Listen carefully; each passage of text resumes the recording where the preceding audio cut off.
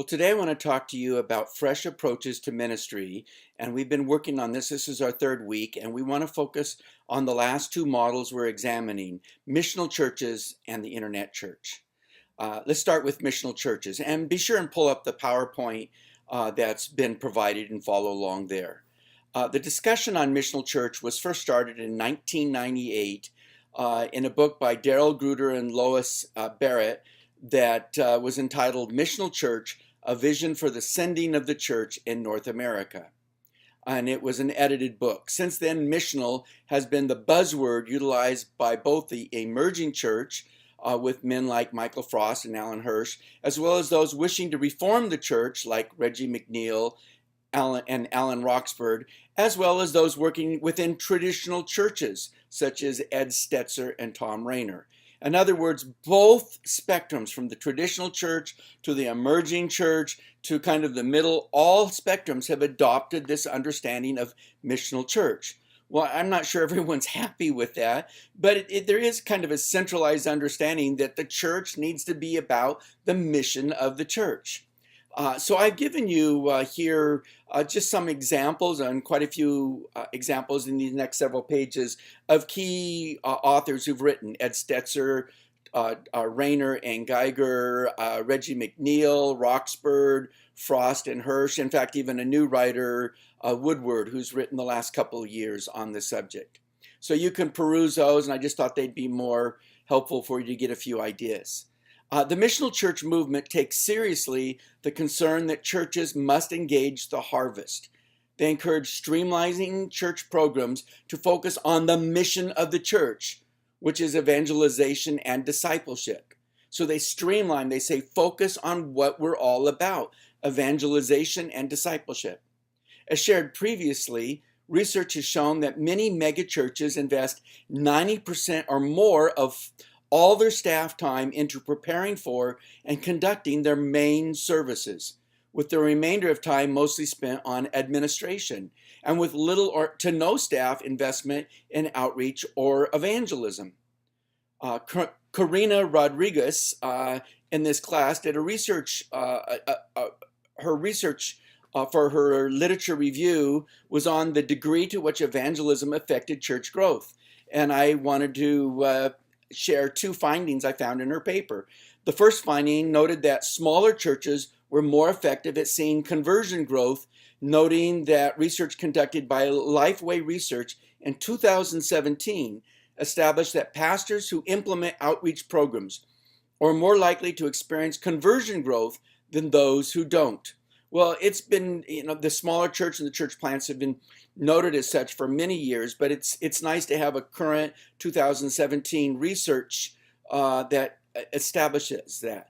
Conversely, however, a sad finding by Dunetz and Priddy in 2013 noted that pastoral attitudes affected church growth.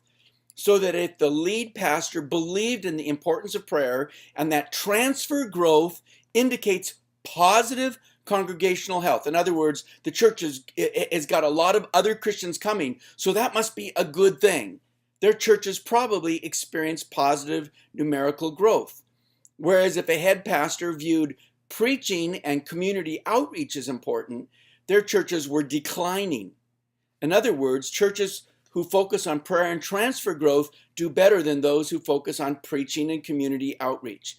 I don't know. I find that very sad. I would love to see it the other way around, that if you focus on teaching God's word and reaching your community, that would build the church, not on focus on attracting others to your church. So for me, that's a very sad finding. And I would like to say thank you to Karina. I didn't actually ask your permission, but thank you for doing such a great job of bringing these facts forward. Strengths. The strengths of the missional church is it keeps the discussion and focus on mission and streamlining internal program. It keeps the discussion and focus on mission and streamlining internal programming. Stay with what's important.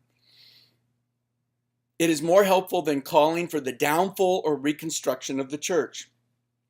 For there was a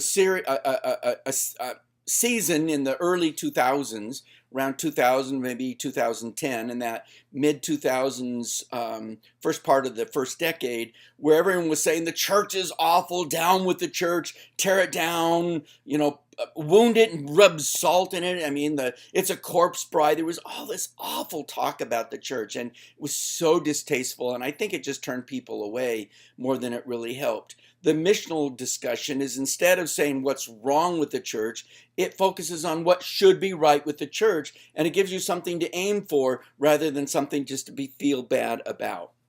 The third strength of the missional church is it provides practical help and a clear pathway for renewal in churches that have become inwardly focused at the expense of evangelism and outreach. In other words, rather than just saying, well, we got to close all the old churches and start new ones, which some people were beginning to do, it actually gives a pathway to say an existing church can find new life. And that new life can be found by focusing on evangelism and outreach so that renewal can be found in the church. How effective that will be is yet to be seen, but it does have the right focus. The weaknesses of the missional church is maybe the term overused. It was the newest buzzword for effective ministry, and it was used really hotly from about 2005 or maybe a little bit before, through maybe from around 2000 to around 2012 or 13. As I was researching for this lecture and kind of updating it from before, I noticed that more recently a lot of the same authors who had used it so prominently have moved away from using it. So it kind of was the buzzword for about 15 years, and now it's fairly rare in its usage. So maybe the term has been overused. And two aspects of that. It is used by both traditional and emerging groups equally, although it does not necessarily mean the same thing to both groups. That always creates a conflict. And the term has lost its punchy meaning, and as I just mentioned, in the last 5 years, seems to be utilized less. The second weakness is that by focusing on mission at the exclusion of church programs, that may in fact undermine the relational and discipleship value of some internal church programming. The church must be both about reaching the lost as well as about building them up and discipling them. If you throw out all programs and only evangelize, there's a lot of places, especially worldwide, where all they do is evangelize, and they've got all these converts, and they are horribly immature. And when you go to them, they say, we don't need to reach more people. We're reaching lots of people. We need better training. We need better programs. So I think that the church always swings one way or the other. And we've gotten so into programming, we've forgotten evangelism. But as we get back, we don't need to throw everything in evangelism. There needs to be balance. So finding the right balance between these two realities has always been a key challenge of ministry in the church. Well, let's move on to the internet church, and I've kind of titled the internet church cyber church or online streaming because it has morphed in the last 20 years and is continuing to morph even in the last year or so. The internet church is the 21st century mode of the TV church, and for a foundation, I've given a few ideas. My mother talks about when my mother. Her mother, my grandmother, worked as scrubbing floors as a homeless single mom in Los Angeles, and they would scrub floors 12, 15 hours a day. And when she got off work and came home, it might be 8 or 9 o'clock at night, and there was no time or energy to go to a church service. And so they just couldn't go many times. And so my mom talks about many times sitting down and they would turn on the radio. In fact, she listened to the radio every night before they go to bed. They'd catch a church service before they went to bed. So in the 1930s, there was the radio church. In fact, in Foursquare, Amy Semple McPherson had the first Christian radio station in the United States with KFSG. Of course, they've since sold the radio station, but it was the first Christian radio station in the United States and was avant-garde in that aspect. In the 1950s came in drive-in church with the Crystal Cathedral and other places. In fact, main campus of Life Pacific College had its foundation, its origination as a drive-in church, and remnants of that are still there. They've taken out the moving wall and where the cars used to park, but if you look, you can still see the remnants of the drive-in church there. In the 1980s came TV church, and was quite pronounced, but then that kind of fell under a little bit of out of vogue because of some of the problems of those leading the church, and ran into immoral problems and other things. In the 1990s came cyber church. You might say 1990s. Well, it's interesting. I found a book by Patrick Dixon, published in 1997, called Cyber Church, Christianity and the Internet. And so already in the late 90s, as the internet was just starting to come online, in those days it probably would have been AOL and dial-up, but cyber church was already getting its foundations. So the whole approach is not really something new. It's just a technological repackaging of something that's been building for almost a century. And because of that, I'm only going to breeze over the strengths and weaknesses, since the debate about technological church engagement has been around for 50 years. My entire life, people have been debating about whether or not it's valid church and what its place is. So I don't want to go too deeply into that. I'm going to focus more on the internet. So let's talk about the scope a little bit. Uh, Most large churches now podcast or live stream their services. For me, this is fascinating because I'm updating lectures from about not quite 10 years ago when I first established this class. And at that time, most churches had podcasts. They had moved from having tapes, and they were now posting their messages, podcasting their messages online on their website. Well, only really in the last year or two at best, Facebook has come on with what they call live stream, and now there's whole services that are more than just Facebook that are live streaming, and you can get it through Facebook or other social media networks. And frankly, it's now so readily available that most large churches now podcast or live stream their services. And it's moving not only most large churches, but a significant number of churches are now joining in and live streaming their services.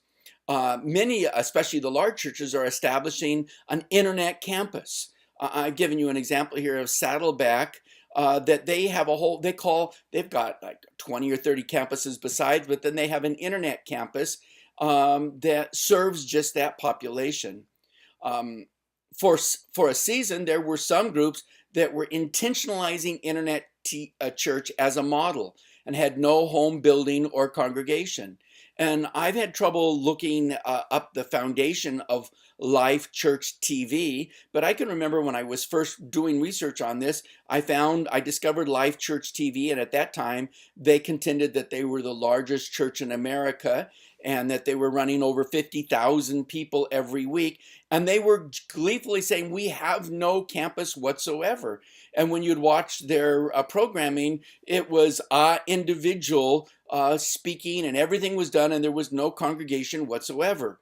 Well, shortly thereafter, then they began to some house churches and other groups began to say, well, we'd like to show this. And so they started what they called their campuses in these different home groups and groups that wanted. And when I looked them up now, they've got like 30 campuses throughout the United States. And when I checked out some of those campuses, they are humongous buildings that probably will see, multiple thousands of people. And when you look up their list, they're having 5 to 7 services every Sunday or Saturday and Sunday. And I'm just amazed at that, and whether or not the Life Church actually was a mega church that then transitioned to its TV, or if the TV audience attracted enough that they could build these large campuses, I don't know. When I went on their site to try to check it out, there's no history or any information beyond the what is now listed on their site. But as I read through their site, they contend to reach 200,000 people worldwide every week. 200,000 people, they say, come to their services every week. Well, if their claims are anywhere close, that would certainly make them the largest church in America. But it begins to beg the question, and what does this look? So for me, as I contemplated this, the real issue for me is counting. How do you count? And that may be a big issue. For example, do you count every individual logged in as an attender? And I'll talk about more of this as a moment, but our church started live streaming about 6 months ago. And when we first did this, we started looking at our figures, and we were having like 300 or 400 people a week that were showing up on our site. We're thinking, wow, I mean, we've only been doing this for a couple of weeks. We really have 200 or 300 people. So fortunately, Facebook has an analytics page, so we started going to the analytics page, and we found that the church was the live stream was popping up in people's feeds as they were scrolling through Facebook, and they would pause just for a second to go, oh, that's interesting, and the video would play for just a second. They'd be watching in the background, as I'm sure you're all familiar with Facebook, and then they'd scroll up from there. So we were getting these counts that with that rapidly was increasing over 500 individual counts every single week. But then when we looked at the analytics, we found that a significant number of those were only coming online for less than a minute, maybe 2 minutes max. And so we started, for us, we had to put a criteria, and we finally decided someone had to watch the program for a minimum of 20 minutes before we would say, okay, that person has engaged the church. Like someone who showed up and came to your service, if someone just wandered, stuck their head in and walked out, you probably wouldn't count them. But if they came and sat for 20 minutes and then had to run off for work or for whatever reason, you would still count them, saying, well, they were there for a significant part of the service. So, how do you count those who only stay on for X amount of time? And when someone gives an account of 200,000, have they run that through the grid of how long? Or is that anyone at any time who's seen it in their feed as they flip on through Facebook? Also, you've got things like, what about families to watch together? We found that we'll have a family that watch, and they'll pull out a computer, and there might be 2, 3, 5 people sitting there watching our service on one computer. Well, we get one count, but when they're dialoguing online with us and saying, hi, we're all here, and they give us the names of who's sitting there, we know there's multiple people watching that one feed. So getting any kind of counting is really difficult. Of course, does the Lord really care about the counting? I mean, I don't know that the Lord really cares, but us people, we're all into this, aren't we? How many people? And I just want to say, as you begin to address these issues, be careful that what you do with integrity. So you don't just mass show the numbers so you compete with everybody else who's mass showing the numbers. Do something with integrity, with intentional counts. In fact, I've shared that with several who are going to go back and begin to use that as a criteria as they engage this median. So from my perspective, some of these key issues need to be addressed, and at some point, someone needs to come up with a standard. And my personal contention is 20 minutes is an adequate amount, but there needs to be a set standard that everybody agrees will only count people that the live stream environment shows was engaged with us for at least this period of time. Let's talk about the strengths and the weaknesses of cyber church, if you will. The first strength is it makes ministry available to those who otherwise cannot make it to church services, such as shut-ins, those on vacation, those who have to work, those who live in remote locations. For example, 2 years ago when my father was failing in his health and he wanted to go on one last fun trip, so he paid to take my wife and myself and my son to Namibia on a safari. And while we were there, the family that we were staying with that was taking us on the safari, when it came to Sunday, they were Christians, and they had this ranch out in extremely remote area of Namibia, which is in southern Africa, southwestern Africa. And when we got there, it was a 4 to 5 hour drive to any major city. He was way out, and every Sunday he sat down, and for him, he turned it on a TV because they didn't have good internet, but he and his family watched TV every single week. They were faithful believers and Christians, and they watched 2 churches every single week on Sunday morning as their church. And that's a wonderful thing if you're in a remote area, that it provides for shut-ins. A good example would be, another example is my own son, Jonathan. He was a lifeguard for a number of years, and being a lifeguard, they required him during the summer to work every single Sunday morning. So he had to be on his stand like at 8 o'clock every Sunday morning and sit there till it got dark every Sunday. And so for 3 months or so, he could not attend church, and unless he went something in the evening. And frankly, when we tried to encourage him, he'd say, after I've been sitting there working for 12 hours, I'm just exhausted and done. I have no energy to go. So we began to talk with him, and so we resourced him, and with cell phone, we said, "You've got data minutes. Why don't you pick up our live streaming?" And so he could sit there on his cell phone, and at 8 o'clock in the morning, it's cold in California, and there was nobody in the water. He just had to be there because it's just required. And so he would sit there for the first hour all huddled up when it's foggy and cold and no one's on the beach, and he would be a part of our service watching through live stream. And then when people began to arrive and get on the beach, his service would be over, he'd click it off, and then he'd get to his job working as a lifeguard. At the same time, my mother-in-law Katie lived alone, and she got to where she didn't drive, couldn't get out, so she was home every Sunday by herself. And she began to tell us she was watching our live stream every single week. So my own son, my own mother-in-law were watching our services every single week, engaging the services that if we didn't have live streaming, they couldn't have been involved at all. So I began to realize, I've always been critical, and I began to realize there's a lot of people who otherwise have no option for church. The second strength is allow those who otherwise would never be willing to attend a church to attend from the privacy of their own homes, thus potentially moving the gospel message into new territory. I've heard of many people who are Advent atheists or agnostics who say, "I just don't believe in church," but then they'd be flipping the TV channel, or they'd see it on Facebook, and they're thinking, "Well, nobody's watching me, I guess," and they'd check it in, and they'd get kind of hooked, and they'd watch it week after week, and before you know it, they're saying, "Well, I'm really coming to faith, and I've been watching every week," and it's reaching into people that you couldn't drag them to a church, and partly for pride's sake, they wouldn't want anyone to see. And yeah, maybe the Lord needs to break that pride, but I'm certainly glad that there's an avenue that begins to soften the territory.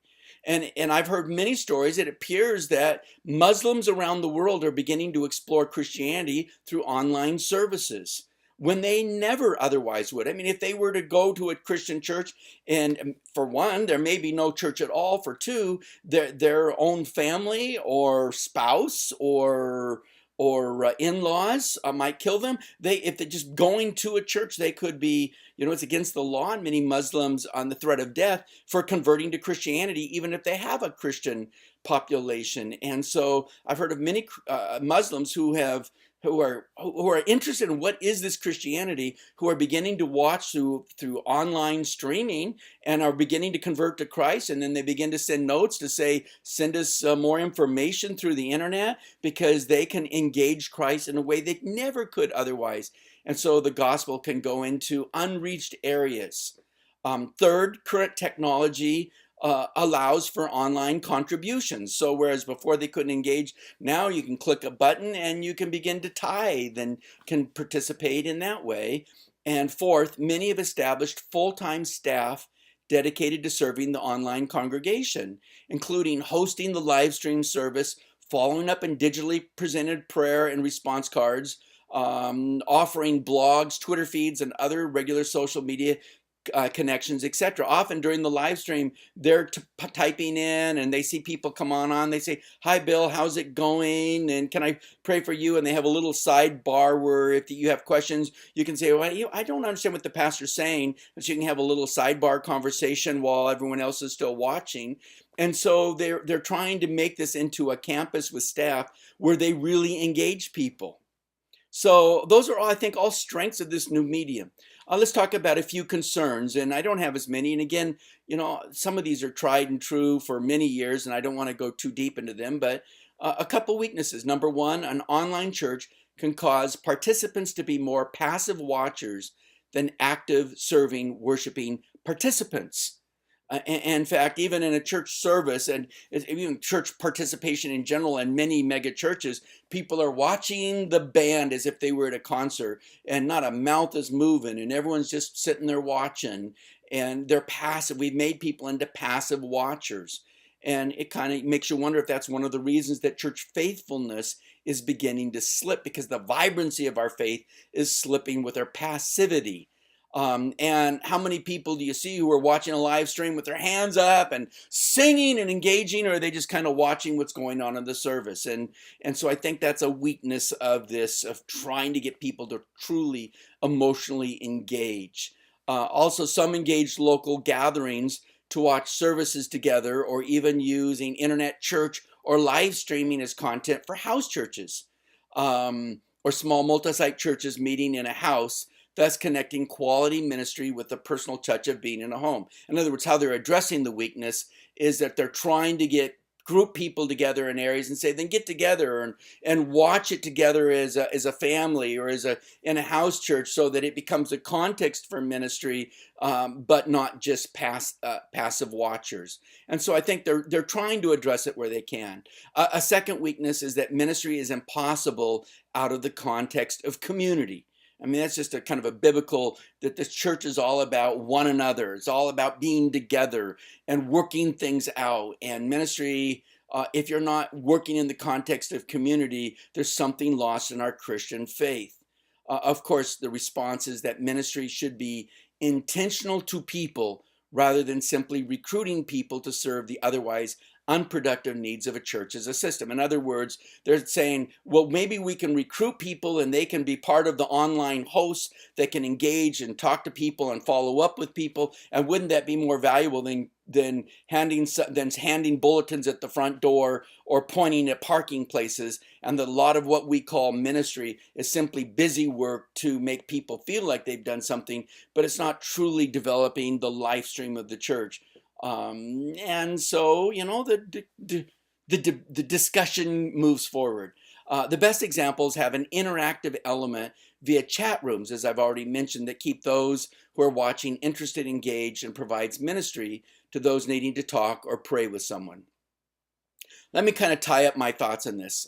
I believe that cyber church through live streaming it's only been really around for maybe longer, but really actively available to everyone in the last year or so. So it's a brand new, and I think it's gaining momentum. I think, if there's a certain, maybe most of the mega churches are engaged. I've noticed even in the last 3 or 4 months, significant numbers of smaller to mid-sized churches. I'm talking about churches running 50 or 60 people. Many of them are beginning to live stream. And I think it's going to get to a place where the majority of churches are throwing up a camera somewhere and live streaming. Three thoughts around that. Whereas in the past, radio and TV church was impersonal. You watched the screen, and connections only took place when someone called or wrote, which they would try to say, write us or call us. The phone banks are waiting. Unfortunately, those were probably, while they said it was all about prayer, those were more about, and make your donations. Now through live streaming, connections can be immediate and personal. And frankly, because live streaming costs so little, the focus isn't about giving us money so we can do this. The focus is how can we serve you? Second, whereas in the past the costs were exorbitant, so only a few with significant resources could be involved, now through Facebook live streaming, any church with a Facebook account and a smartphone or tablet can start streaming immediately. Everyone listening to me, if you have a smartphone, you can establish a Facebook and start live streaming by next week, and just start tagging your friends and saying, watch our service, and prop your iPhone up somewhere, or your smartphone or your tablet, and everyone could be online this week if they so chose. And for example, I'm currently planting a church. We started a church from absolutely scratch. I'm not talking about taking a church with building and people and putting a new name on it and saying, look what I've started. I mean, we started with absolutely nothing and no one. And so we're establishing a church, and we're pounding it out and leading people to Christ. And about 6 months ago, we started live streaming our services using an iPad. And we needed an iPad because we all have iPads, but we all use them. So we just looked online and found one through Craigslist for $150 for a new version iPad that was maybe, I think it was like an iPad 4, just a couple generations behind, but more than adequate and fast with memory. $150 and a free Facebook account, and boom, we're live streaming with our own equipment. while we're in services, like we're a church plant, we're not a large church. While we're sitting in our services, one of our pastors watches the live stream and from their own iPad. And if people join, it'll ping in and say so and so just joined, and they'll say, "Oh, hi, John, how you doing? Hi, Becky, what's happening?" And sometimes people go like, "Ooh, maybe they're sitting in their church service." Flipping through Facebook, not paying attention, and they're like, I got caught. They're off real quick. Others will jump in and say, "Hi, yeah, I've been looking forward to being with you all week long." And then so they're talking to people, and then as the message is coming along, maybe there something really catches, like, "Ooh, that was good." They'll, like you would a Facebook, Twitter, they'll put that into the live stream as a comment down below to engage, and so there's this constant dialogue going below. And we've personally have found that we have a solid group of people that join us every week. We probably have 30 to 50 people who join us every single week via our live stream feed. Mostly they are congregants who've moved out of the area. And we're not reaching to all these masses of people we've never heard of. I mean, it's going through our Facebook account. So if they're not on our Facebook account, they don't even know we exist. And frankly, we're not trying to use this as an outreach for ours. We're just trying to reach our own people and the people they connect with. So mostly these are congregants who accepted Christ under our ministry and then ended up moving out of state, or people who are within our congregation who are on vacation or for whatever reason can't come to the service. And those who are connected with us who are ill or shut in or have to work or otherwise can't attend a service. And live stream not only goes live, but then it saves it so you can go anytime during the week and go back, catch the service, and watch it. And so you can be at any time at your convenience, be in the service. And it's been a marvelous way of connecting. And we've seen a number of our converts that have moved throughout the United States that are having trouble getting connected to church. And we're always saying, go find a church, get connected. And yet week after week, they keep saying, I keep looking and just has nothing's fit yet. And we're like, get in a church. But meanwhile, at least they're watching our service. And we're not trying to encourage them to watch our service rather than to get connected locally. But it's better than them sitting home and doing nothing and losing their faith. So it's a marvelous approach, and I think it has great possibilities. But I do think some of the weaknesses need to be addressed as stated. Well, I look forward to reading your post in the discussion board this week. God bless.